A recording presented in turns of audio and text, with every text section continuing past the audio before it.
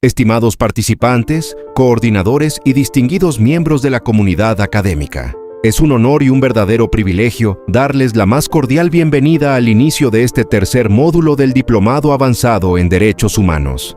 En esta ocasión tan significativa, nos complace enormemente contar con la destacada presencia y facilitación de la doctora en Derecho Público Internacional y psicóloga social, Samaris Hernández. La doctora Hernández, ampliamente reconocida por su invaluable trayectoria, su visión integral del comportamiento humano y su firme compromiso con la justicia social, ha sido una figura fundamental en la defensa y promoción de los derechos fundamentales a nivel local, nacional e internacional. Su liderazgo, que combina la sensibilidad social y el rigor académico, constituye un pilar esencial para el desarrollo de este programa. Para este módulo que hoy inauguramos, nos honra ser guiados por su vasta experiencia y profunda comprensión de las realidades comunitarias. Estamos seguros de que sus conocimientos no solo enriquecerán nuestra formación, sino que también nos inspirarán a continuar trabajando con excelencia. Sin más preámbulos y con la certeza de que este encuentro marcará un hito en nuestro aprendizaje, le cedemos la palabra a la doctora Samaris Hernández para dar inicio formal a las actividades de este tercer ciclo.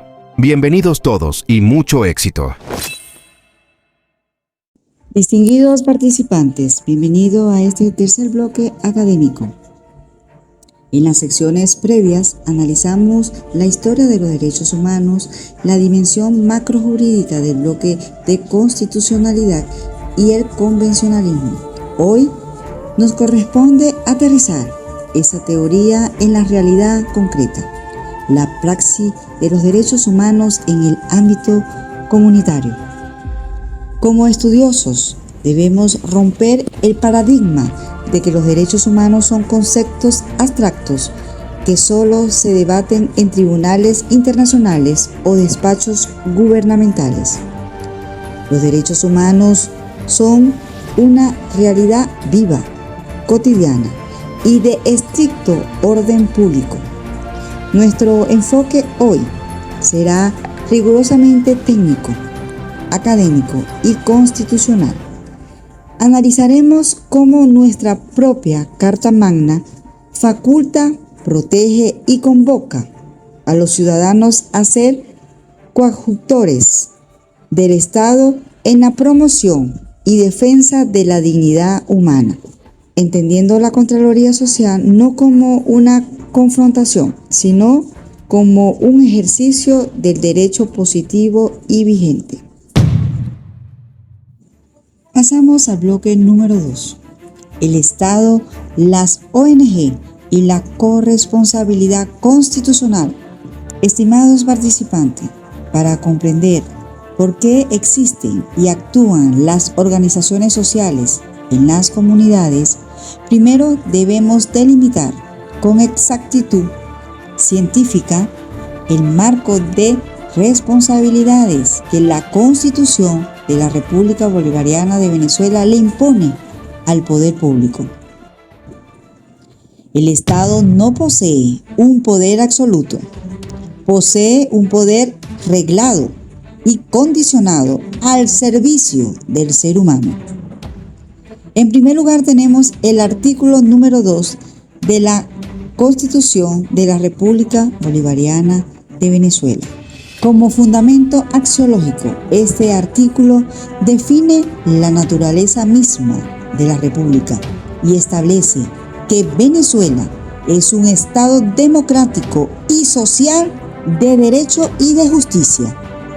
Al declarar taxativamente que se propugna la preeminencia de los derechos humanos como un valor superior de todo su ordenamiento jurídico y de su actuación. Y la Constitución le está diciendo a todos los funcionarios públicos, óigase bien, desde el nivel nacional hasta el nivel local, que su primera y más importante labor es valer la dignidad humana. Por otra parte, el artículo número 19 de la Constitución de la República Bolivariana de Venezuela y el principio de progresividad, este artículo representa la médula operativa de las obligaciones estatales y este establece que el Estado tiene la obligación irrenunciable de garantizar a toda persona el goce y ejercicio de sus derechos humanos bajo el principio de progresividad y sin discriminación alguna. Y esto significa, estimado participante, dos cosas en la práctica comunitaria. En primer lugar, tenemos la obligatoriedad general, es decir, su respeto y garantía son obligatorios para todos los órganos del poder público. En segundo lugar, tenemos no regresividad. Una vez que el Estado ha alcanzado un nivel de protección en un derecho, es decir, como el acceso al agua, la salud o la educación de un sector, no puede retroceder ni desmejorar esa condición legítimamente alcanzada. Seguimos con la funcionalidad de las ONG y asociaciones civiles bajo el mandato de la corresponsabilidad.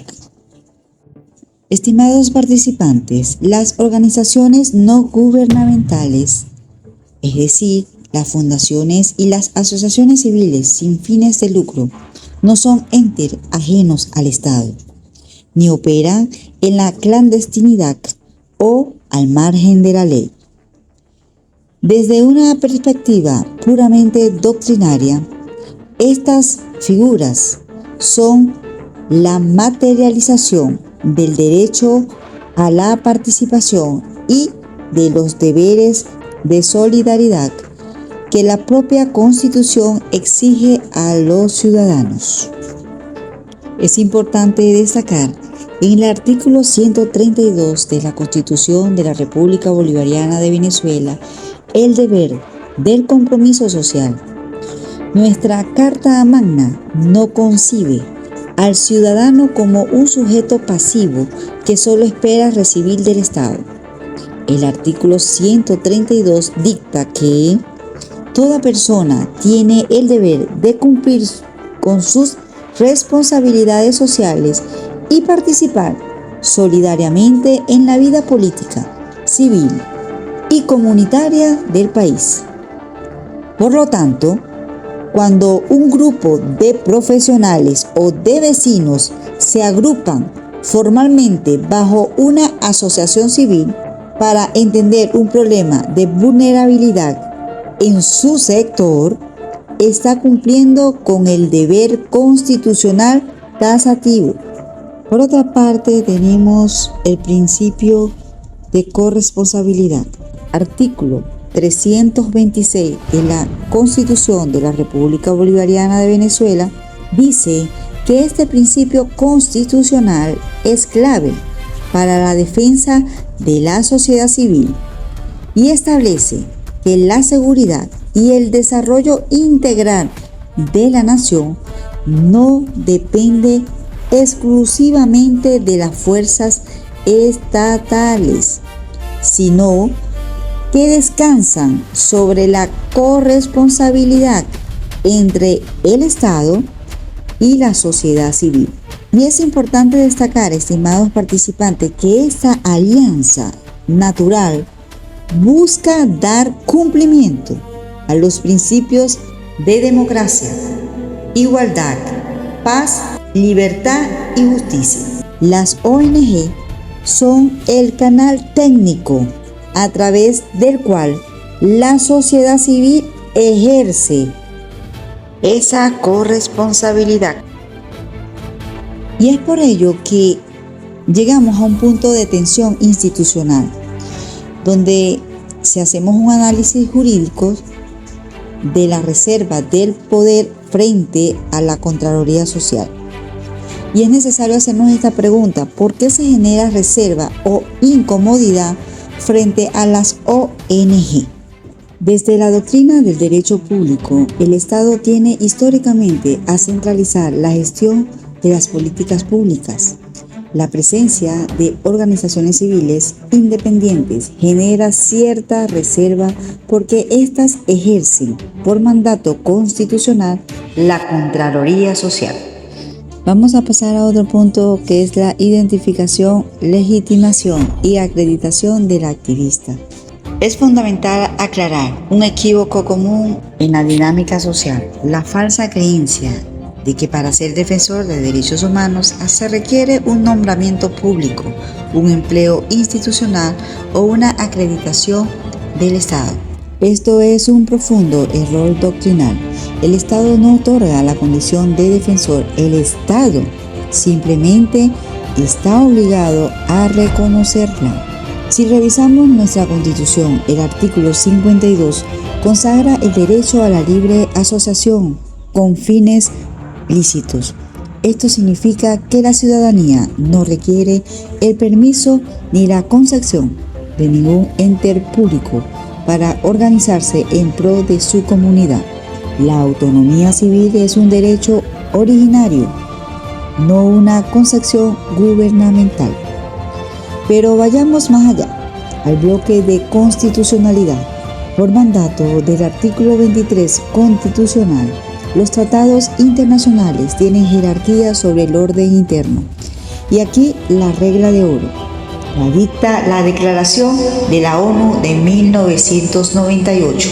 La condición de defensor se deriva de lo que la persona hace, de su actividad lícita y pacífica, no del cargo que ocupa.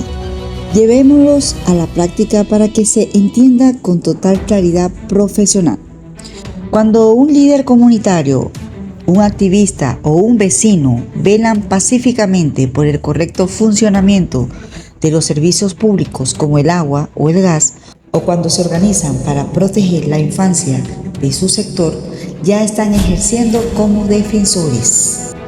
Su legitimidad no es orgánica, no nace de una oficina pública, es una legitimidad funcional y ética.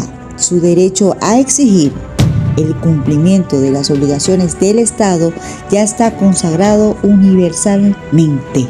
En conclusión, reducir la defensa de los derechos humanos a un empleo burocrático o una acreditación administrativa es una regresión jurídica que el derecho internacional prohíbe. El defensor comunitario es el eslabón primario de las garantías ciudadanas y su labor se fundamenta en un derecho preexistente, universal y vinculante. Avanzando en nuestro análisis, surge una interrogante fundamental. Si la condición de defensor es inherente a la persona y no depende del Estado, ¿cuál es entonces el rol de las credenciales emitidas por una organización civil legítimamente constituida?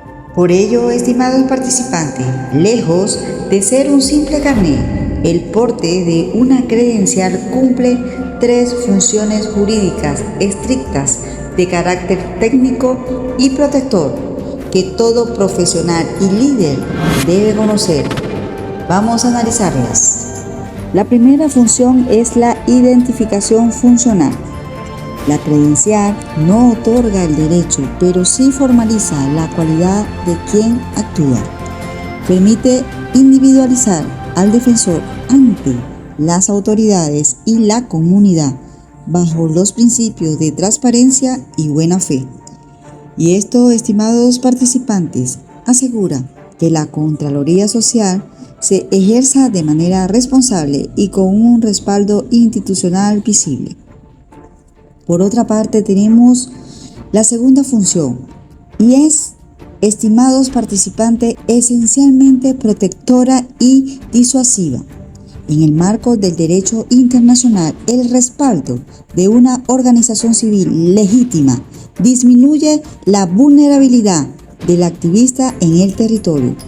Portar una credencial le recuerda a los órganos del poder público que ese ciudadano no está actuando de forma aislada, sino bajo el amparo de una estructura jurídica que vigila y documenta el respeto a sus garantías.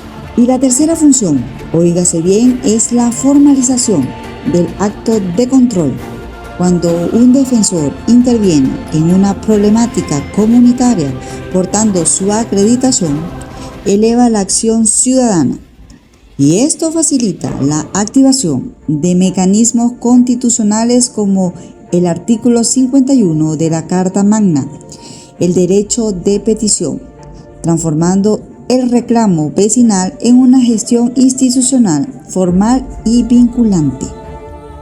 Estimados participantes, la credencial de una organización civil no es una concepción burocrática, sino un escudo técnico jurídico, y es la herramienta que viabiliza, protege y dignifica la labor del defensor en el tejido social.